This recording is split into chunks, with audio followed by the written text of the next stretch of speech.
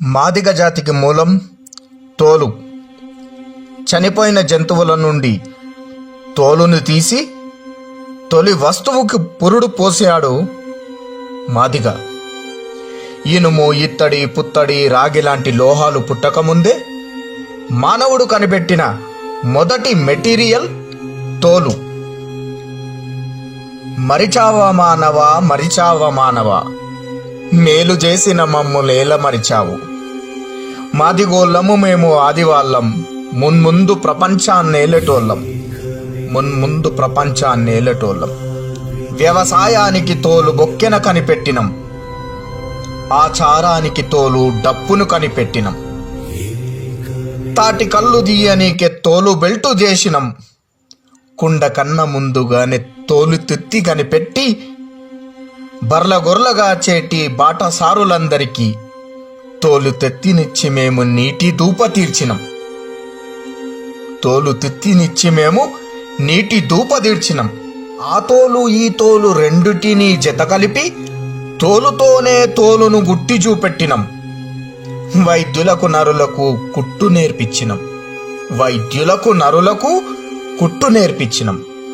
మరిచావ మానవా, మరిచావ మానవా, మేలు చేసిన మమ్ముల నేల మరిచావు. మాదిగోళ్ళము మేము ఆదివాళ్ళం, మున్ముందు ప్రపంచాన్నేలటోళ్ళం, మున్ముందు ప్రపంచాన్నేలటోళ్ళం. తోలు తీయడానికే రాతి కత్తిని కనిపెట్టినం, తోలు తీయడానికే రాతి కత్తిని కనిపెట్టినం. పాదరక్షలనే తొలి వాహనం కనిపెట్టినం, పాదరక్షలనేటి తొలి వాహనం కనిపెట్టినం. మానవాళికే మొదట పుట్టిన జాంబవంతునికి పుట్టి లయకారుడాడంగా లయను కనిపెట్టినం. డప్పులనే కొట్టినం, దరువు పుట్టించినం. ఋషులకు మునులకు దేవాది దేవతలకు, ఋషులకు మునులకు దేవాది దేవతలకు పులి చర్మమిచ్చినం. బట్ట పుట్టని నాడే జోలను గట్టిచ్చినం, బట్ట పుట్టని నాడే జోలని కుట్టిచ్చినం. కుళ్ళిన శరీరాలను బొందలు పెట్టినం, కుళ్ళిన శరీరాలను బొందలు పెట్టినం. కాష్టమే చేసినం, గత్తరల నాపినం, కాష్టమే చేసినము, గత్తరల నాపినం. సావుకు సప్పుడు వాదమే వినిపించి, పండగకు డప్పుల నాదమే పలికించి, పండగకు డప్పుల నాదమే పలికించి, డక్కెరి కిన్నెర కనకనా మ్రోగించి, చిందు నాటకమేసి దేవుణ్ణి చూపాము, చిందు నాటకమేసి దేవుణ్ణి చూపాము. తోలు బొమ్మలు చేసి పూర్వపు కథలన్నీ దండమెట్టేటట్టు దండిగా చెప్పాము, దండమెట్టేటట్టు దండిగా చెప్పాము.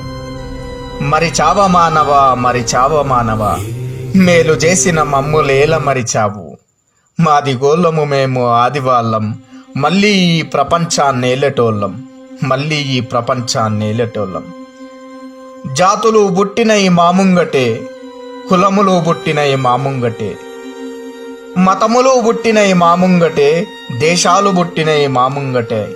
మరిచావ మానవా, మరిచావ మానవా, మేలు చేసిన మమ్మలేన మర్చావు.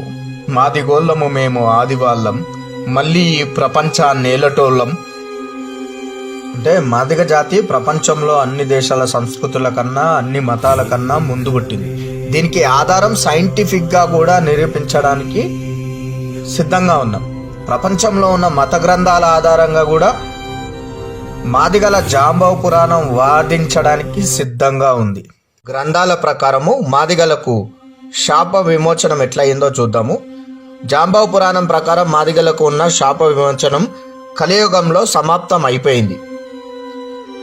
విశ్వబ్రహ్మ అడిగిన చర్మపు తిత్తి కోసం జాంబవంతుడు తన కుమారుడైనటువంటి యుగమహామునిని వధించి ఆ చర్మంతో తిత్తిని తయారు చేసి మిగతా అవయవాలతో పలు రకాల పనిముట్లను తయారు చేశాడు.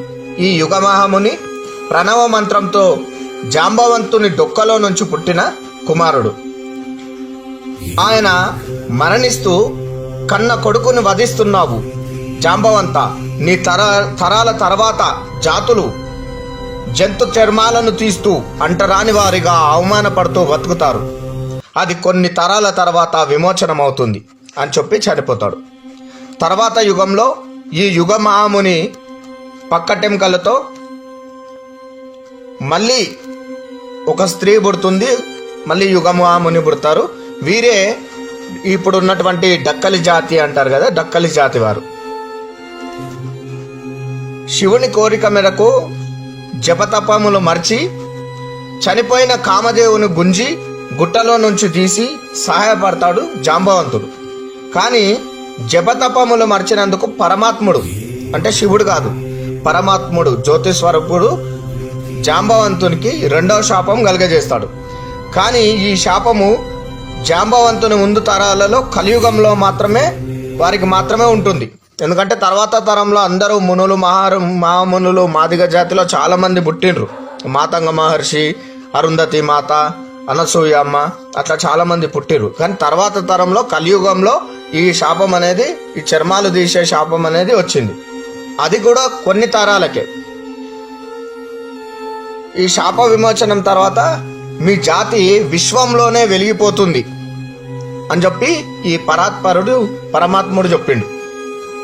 అయితే ఈ విషయాన్నే శ్రీమద్ విరాట్ పోతులూరి వీరే బ్రహ్మేంద్ర స్వామి వారు కూడా మాదిగ కక్కయ్యతో చెప్పాడు.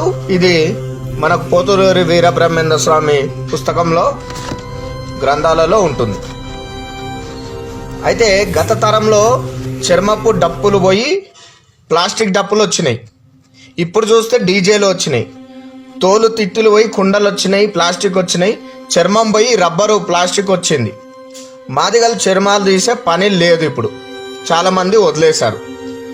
ఈ తరంతో శాపం విమోచనం జరిగిపోయినట్టే. కాబట్టి ఇకపై నుంచి మాదిగలు సంపన్నులుగా, ఉన్నతులుగా, విద్యావంతులుగా, జాంబవంతుని వారసులుగా అనంత ప్రపంచంలో వెలుగొందుతారని ఆశిస్తూ నేను మీ గుడ్ల జగదీష్ మాదిగ. జై జాంబవంత, జై మాదిగ, జై హింద్.